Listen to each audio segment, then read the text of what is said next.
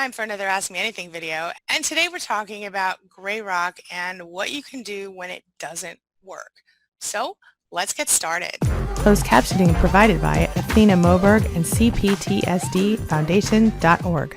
I'm Angie Atkinson, and this is Toxic Relationship Rehab, where I help you discover, understand, and overcome narcissistic abuse in toxic relationships. So if you want to evolve and become the best possible version of yourself, hit that subscribe button, stick with me, and let's get going. Today's question comes from a viewer who wants to know, how do you deal with the constant attacks of a narcissist when you're using the gray rock method and you're being as professional as you can possibly be? Well, let's talk about it. First things first, you have to understand that gray rock is not a long-term lifestyle choice. I mean, don't get me wrong, it works, but you'll drive yourself crazy if you try to live this way long-term. Let me explain. The gray rock method is only to be used as a temporary tool. You use it as a way to deal with a narcissist that you don't have to deal with on a regular basis, who for whatever reason you cannot go no contact with. For example, co-parenting, or someone you work with and you can't change jobs right away, or if you're dealing with getting ready to go no contact from a narcissist but you're not ready to do it yet for whatever reason, you use the gray rock method. But before we get into what to do when the gray rock method doesn't work, we're going to talk about exactly what that is very briefly for those people who aren't aware. And we're going to talk about how you can use it effectively. So gray rock is a simple but highly effective method of dealing with narcissists. And in a nutshell, it means that you respond to the narcissist briefly as you can, and as factually as you can. So just the facts and as quickly as you can. No emotion. When you're using gray rock, you don't want to give them any of your emotion. Instead, you keep it as boring and monotone as you can. You stay detached and you keep it as vague as possible. Then, if the narcissist treats you badly, you ignore it. If they respond in a way that you don't like or in a way that is triggering for you, you ignore it. You go on like they didn't react at all. If they act like they're not getting it, the method that you're using, they don't understand what you're doing, or they poor me you to death, you simply go on with it. You keep going and you don't react at all to their reaction. Same thing for if they irritate you or upset you. Keep going and ignore their response. You see where I'm going with this, right? So what do you do when it doesn't work? Well, first we have to figure out exactly what not working means here, right? There is a possibility that you are succeeding in gray rock and that's why you're being attacked. Let's talk about it. The thing that we all have to understand is that the whole goal of the gray rock method is to avoid being too emotionally upset by the narcissist, to avoid allowing them to hurt you emotionally, and to keep yourself calm so that you can maintain your peace despite their negativity. So if you are staying calm and you're not getting those negative feelings in your gut and you're not letting your emotions get the best of you, gray rock is working. Now, if you find yourself unable to control your emotions, that's pretty understandable. However, if that's the case, then you're going to have to cut back on how much you are dealing with the narcissist in order to kind of get your arms around it. And then you can kind of practice a little bit at a time. Another reason gray rock might not feel like it's working is because when it is working, the narcissist gets more upset. But here's where you have to be really careful, because if you can push through that hard part, it's going to get better. They will eventually decide that you're kind of boring when you stop reacting to them. But it can take a while. And this is especially true when you first start doing it if you've never done it before. Kind of look at it like a little toddler throwing a temper tantrum. Like a toddler, they will keep throwing the fit, kind of fight a little harder against what you're doing, because like a toddler, they might think they can get their way if they do that. But don't give up. Don't stop here. This is proof that you're kind of winning this thing when they start acting up. Of course, if in any situation you're not safe, you have to leave. And in fact, you don't even have to explain why you're leaving. You can just walk out the door. But remember this, just like when a toddler's having a temper tantrum and they can't get what they want, they turn it up a notch, they try harder for a while. Eventually, the toddler gets exhausted and gives up and takes a nap or whatever. But let them get exhausted. That's the only way that their behavior is going to change, is if they get exhausted and give up. Hang in there, because gray rock is difficult to implement but easy to continue once you get going, once you recognize the freedom it can give you. Narcissists are weak, and acting angry and pushy and aggressive in many cases makes them feel strong. When we're talking about a covert narcissist, they're less likely to scream and act crazy, more likely to go into silent treatment mode when this happens. Use this to your benefit as a way for you to start to go no contact, or at least to pull way back on contact and protect yourself. Something that's really important to remember about gray rock is that it allows you to save your emotional energy instead of breaking down. You have to remember that narcissists are like energy vampires. They seem like they almost suck away your energy in the same way that a vampire sucks away your blood because they need it for fuel. And that's what we call narcissistic supply.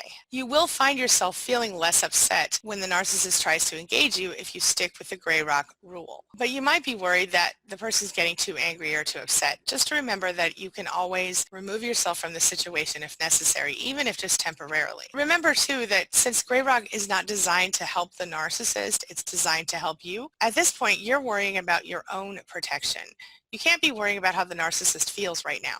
You have to worry about protecting your own emotions and your own mental health and physical health, because if we're being honest, narcissistic abuse most certainly affects us physically as well. It's your responsibility to try to protect yourself here, and this is why we teach gray rock in the first place. Side note, the term gray rock was actually coined by someone named Skylar, who wrote about it on a website called 180rule.com. I actually wrote a very detailed post about this several years ago on queenbeing.com, so you can check that out there if you're interested. You have to recognize that when the gray rock method starts to work, the narcissist is going to spin out. I did a video about that called the narcissistic whirl, and I'm going to link it for you right here. Make sure you take a look at that, because that will kind of go into more depth about the normal ways that a narcissist will react to this type of behavior. But the reason that we do it is because eventually the narcissist becomes bored with us and moves on. Maybe they torture someone else instead, but they move on. The other thing that happens is that when you only give the narcissist attention when they do well, when they do positive things, chances are they're going to try to do more positive things and treat you better because they really need your attention. Let's compare them to monkeys. Remember that monkeys are known to fling their poo.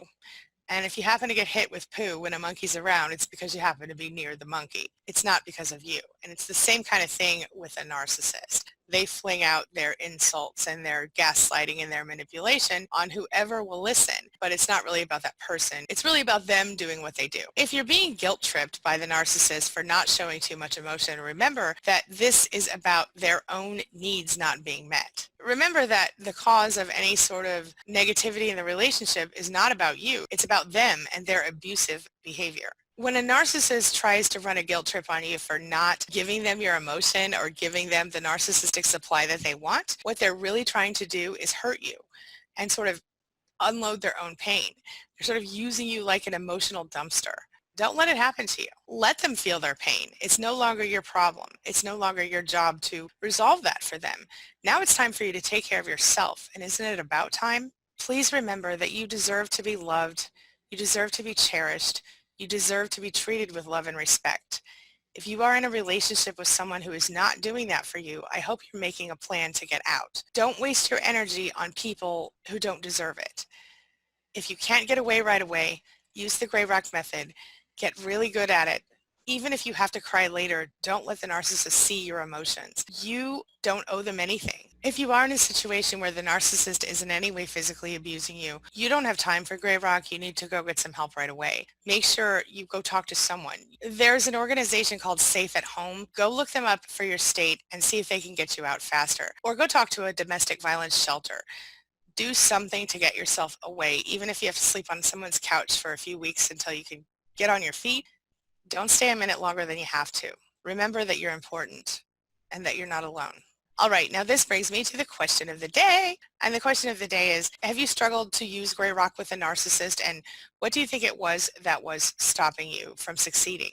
Or is it possible that you were succeeding and you didn't know it because when they reacted the way that they did, you didn't hold out because you were afraid? Share your thoughts, share your ideas, share your experiences in the comment section below, and let's talk about it. Just a heads up, World Narcissistic Abuse Awareness Day is coming soon. It's happening on June 1st, and I'll be one of the featured speakers there. Here is a quick preview of part of my interview.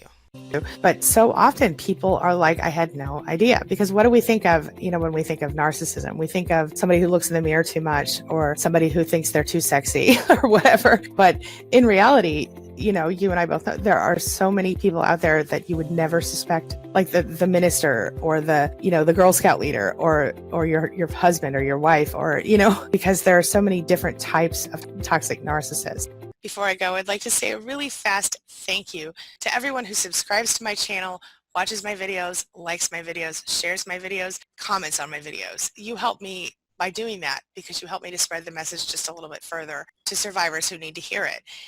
And to my channel members, those people who support me through the YouTube membership program, Thank you so much. It means the world to me. As I always tell you, it is literally my mission in life to do what I'm doing here, and with your support, I can do more of it. So thank you again. And as always, thank you so much for being a part of my day and a part of my life. And hey, thanks for letting me be a part of yours. It really does mean a lot to me. I'll see you soon.